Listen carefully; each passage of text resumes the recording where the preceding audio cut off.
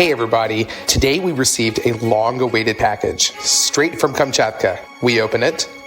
Inside we see bottles of ice and Kamchatka crab. It was difficult to get it because we got it whole. It weighs about 4 kilograms. Let's open her up.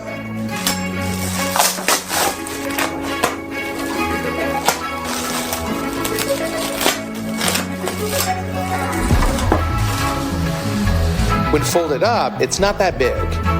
If you straighten his little legs, you can immediately see that this is a monster that was taken from the bottom of the ocean.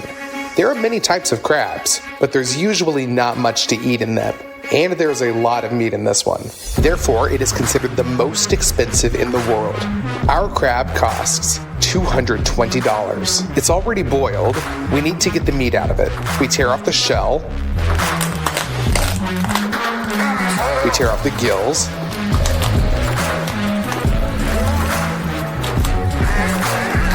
And begin to unscrew the legs. We do this carefully because the spikes are pretty sharp.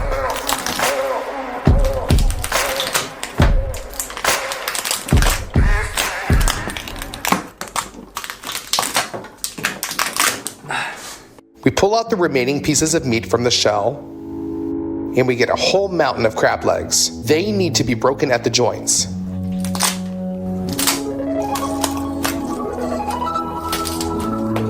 This should be done with each of its legs.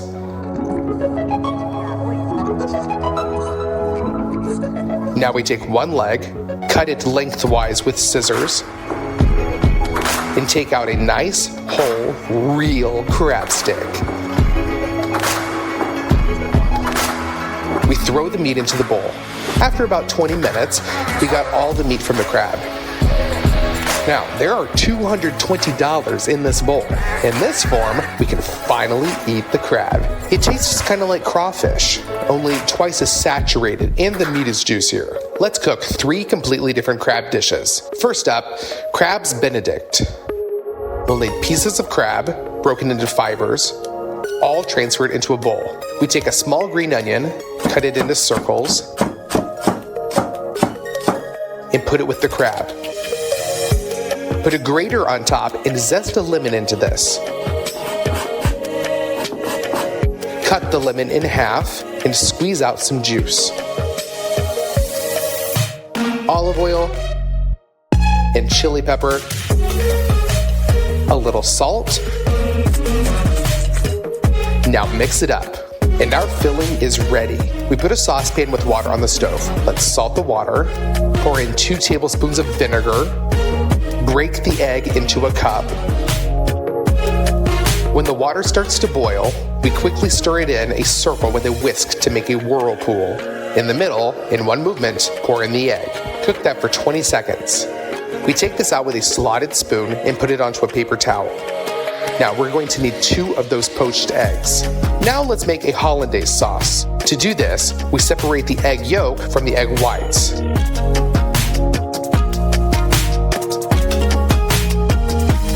We only need the yolk, or rather 4 yolks. We put them onto a steam bath and mix quickly. After 15 seconds, we remove it. Pour in a little vinegar and oil in a thin stream and mix. Gradually, this mass thickens. It remains to add salt and pour it into a saucepan. We put the grill pan back on the stove and fry 2 of these buns on both sides until crisp. We put the buns on a plate, put the crab meat with dressing on top of them, level it, then our poached eggs. Now pour hollandaise sauce on top.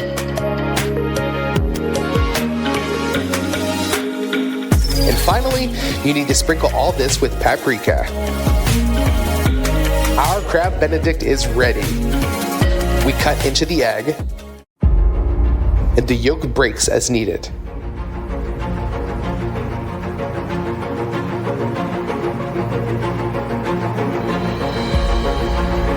Let's try it.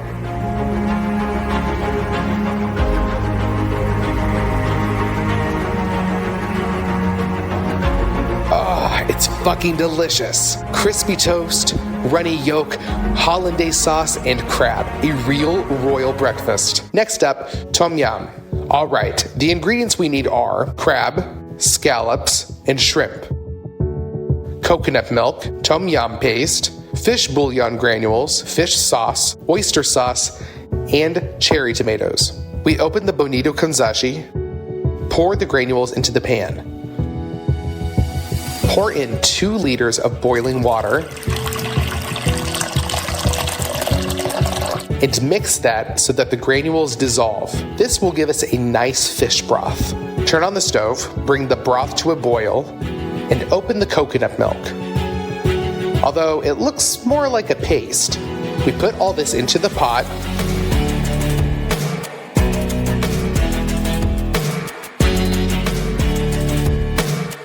and to mix it up.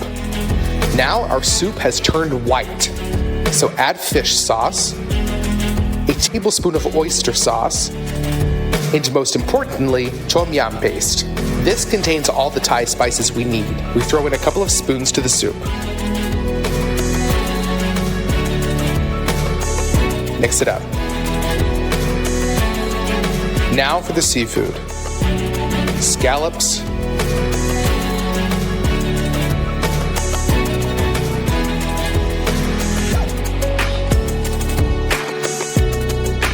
peeled shrimp, and Kamchatka crab. Cut the cherry tomatoes in half and drop those into the soup. We'll mix this for the last time and the crab tom yum is ready. We collect it into a ladle and fill our bowl up.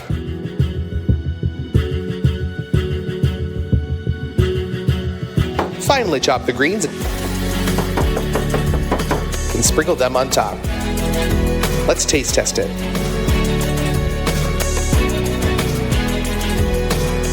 Ooh, this is one of the most intense soups I've ever eaten. Such a powerful, spicy soup with lots of seafood. For the third course, whole crab legs are needed. We cut these into pieces, which will be convenient to eat. Throw those into a bowl and top those with a couple of tablespoons of plain flour. Cover this with a flat plate and shake well. Open it up. All the pieces should be evenly covered with flour. Now let's put a frying pan on to heat. Pour in quite a lot of oil and put in our pieces to fry. Fry them on both sides to form a crispy crust. Remove the pan from the stove and drop the pieces into a deep bowl. Now let's open the oyster sauce. We'll pour that on top, cover with a plate, and shake again. That's it, done. You can serve the crab pieces on a plate. This is a super sweet and sour crab. You can sprinkle it with green onions. And now, it's definitely ready. Let's taste it. This is a very elite snack, and it clearly tastes like it. Inside, we have juicy crab, a crust of flour, and a thin layer of oyster glaze on it. In general, I'm pretty delighted with this crab cake. Of all of the sea creatures like him that I've tried, whether it's lobster or shrimp or crayfish, Kamchatka crab is definitely the most delicious. Alright guys, if you want me to cook some unusual inhabitant of the ocean, then like this video. And as soon as we get 300,000 likes, we'll do just that. And if we get 500,000 likes, then we'll have a very large ocean dweller. Everything is in your hands. Write us in the comments, what do you think I'm planning to cook? See you guys soon.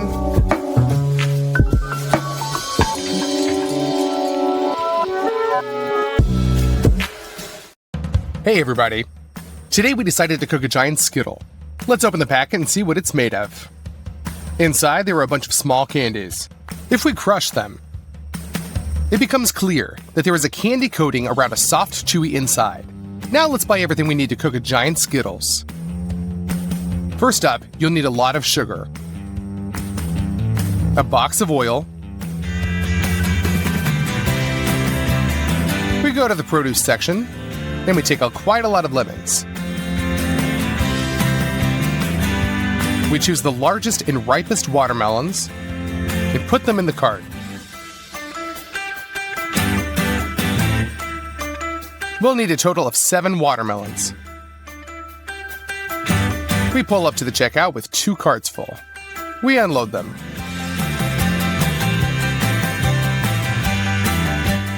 Our check came out to $162. In addition to this, we bought another 30 kilograms of glucose syrup. To make it easier to work with, we'll pour it into a large saucepan.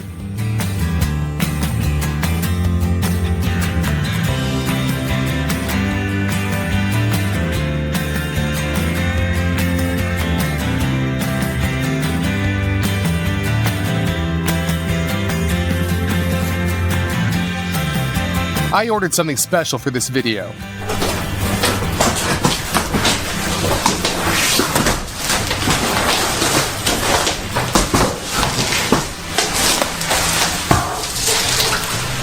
These are semicircles made out of acrylic.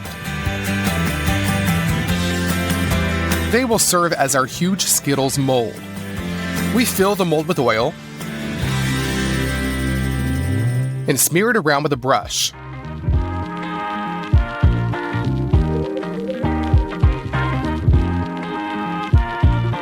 Let's unroll the parchment paper. We make pretty deep cuts along the edges and carefully put it inside the mold.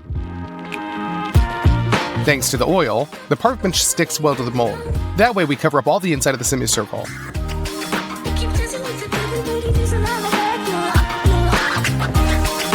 Done! It turned out great. Now we put the saucepan on the scales. We put 150 grams of glucose syrup into it. And pour 350 grams of sugar into that. Now we pour in 100 milliliters of water. We put all this on the stove and cook the syrup. Be sure to use a thermometer. We need to wait until the temperature reaches 147 degrees Celsius. Done. Now let's squeeze a little purple food dye into a teaspoon and mix it into our candy coating. The acrylic molds don't really like changes in temperature, so to heat them up, we'll turn on really hot water and fill a bath. We lower the mold into the water, and only now do we pour in the candy coating. Yes, we'll be filling the mold for a long time, so we decided to make a double portion. So we'll be doing 2 equal saucepans at once. Put it on the stove. We cook up the mixture and add in the food coloring.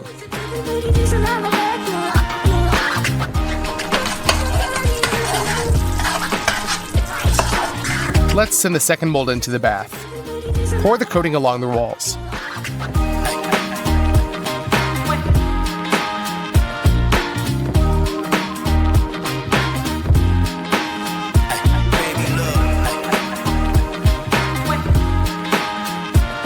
Well, we cooked and molded the coating for 7 hours. At some point, it began to set crookedly. I had to gradually cover everything up. We returned the molds to the studio.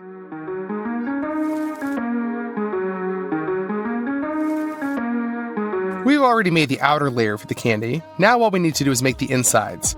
There are many different Skittles flavors. We decided to come up with our own, watermelon. To help out with this, we have a hefty mechanical press. We transfer the watermelons to the sink and wash them thoroughly.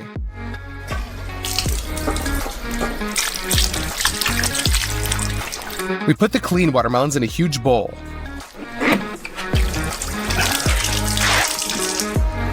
We install a trough under the press and put a metal barrel on top. We take a watermelon, cut off the end, and then do the same to the other side. We prop it up vertically and remove the entirety of the green peel.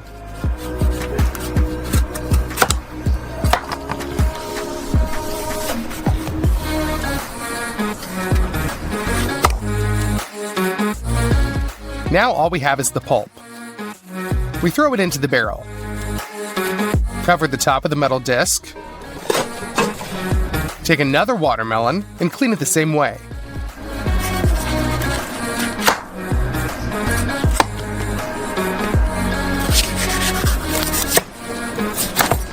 We send this to the barrel too, and cover it as well. In advance, we substitute a 20-liter empty cylinder at the bottom and put a funnel into it. We begin to turn the screw. We make sure that it enters the groove of the metal disc. The juice is squeezed out very evenly. It goes into the trough and drains down into the container. We twist the press with all our might. 2 watermelons didn't give us enough juice, so we decided to peel 3 watermelons at once and cut each of them into pieces.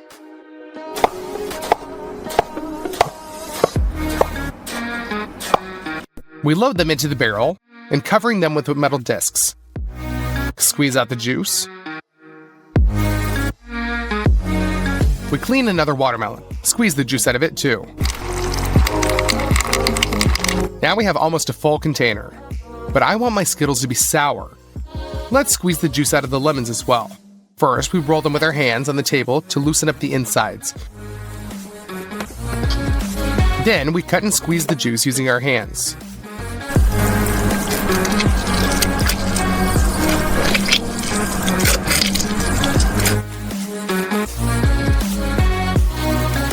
All the juice will be sent through a sieve into the container.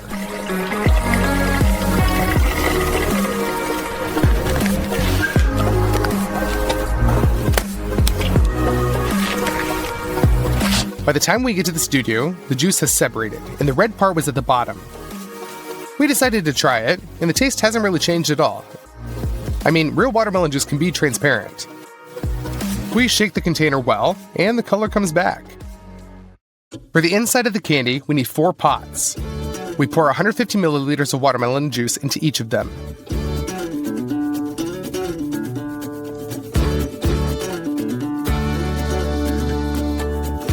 Then 200 grams of glucose syrup,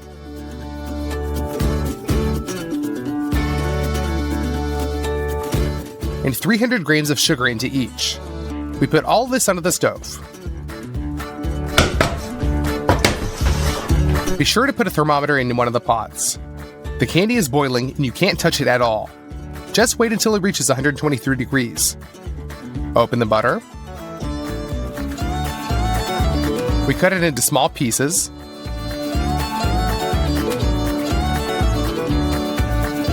And one by one, send it into the pots, along with a teaspoon of white dye.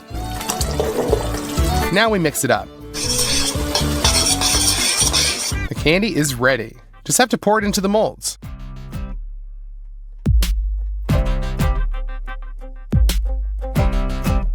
Oh, you have no idea how long we've been cooking all this. A day and a half. Finally, the molds are completely filled. Only a day later, the caramel completely cools down and becomes the desired soft consistency. Using a knife, we chip off the uneven edges of the candy.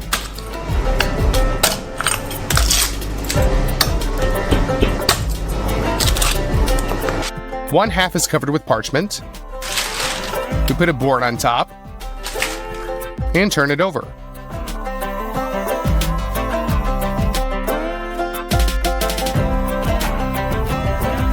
We remove the mold. Tear off the parchment.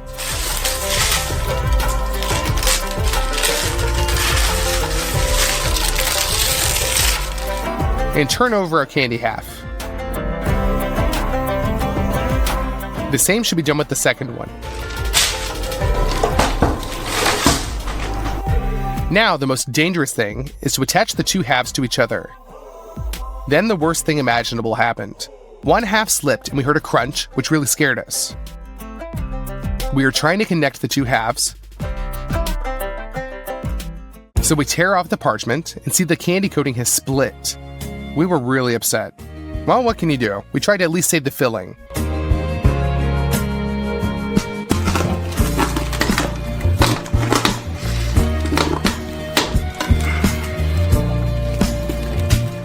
We transfer it into the mold.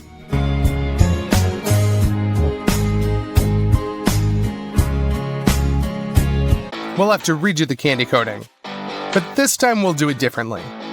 Again, we cover the mold with parchment. In the middle, we put a ring pasted with parchment. With the help of a hairdryer, we thoroughly warm up the mold.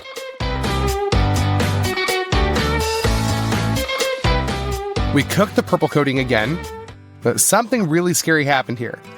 At some point, the hot candy exploded with such a force that it knocked off the grate, splattered the ceiling, half of the studio, and got on my face.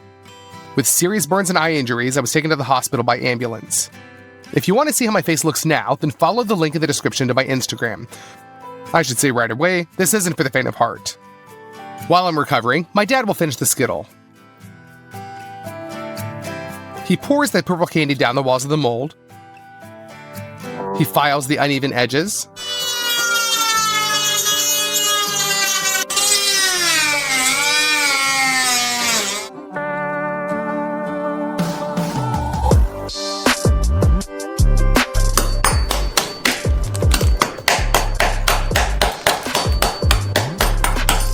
And turns it over to empty the mold. Then he tears off the parchment and takes out the ring in the middle.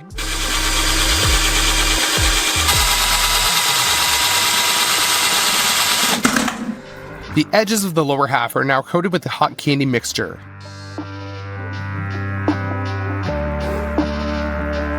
Now we connect the two halves very carefully and gently.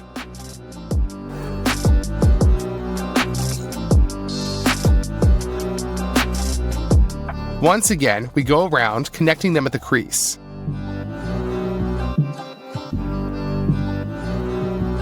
We take all the filling we managed to save. Using a knife, we cut off pieces from it. We fill our Skittle to the brim.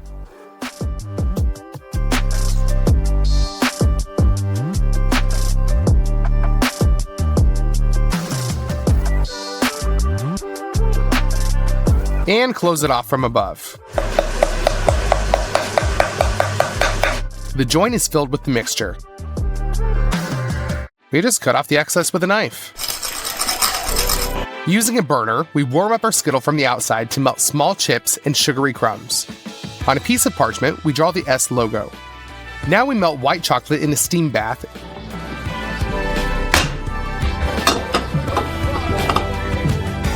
and fill it into a regular syringe. With its help, we first draw the outline of the letter, then fill in the inside.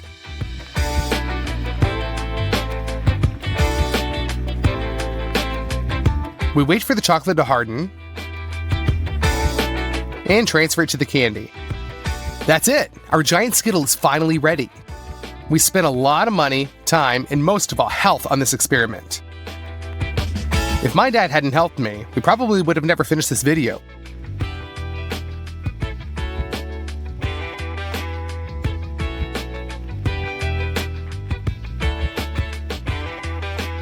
Our Skittle weighs in at 78 kilograms. Let's smash it. We'll try both parts at once, the candy coating and the filling.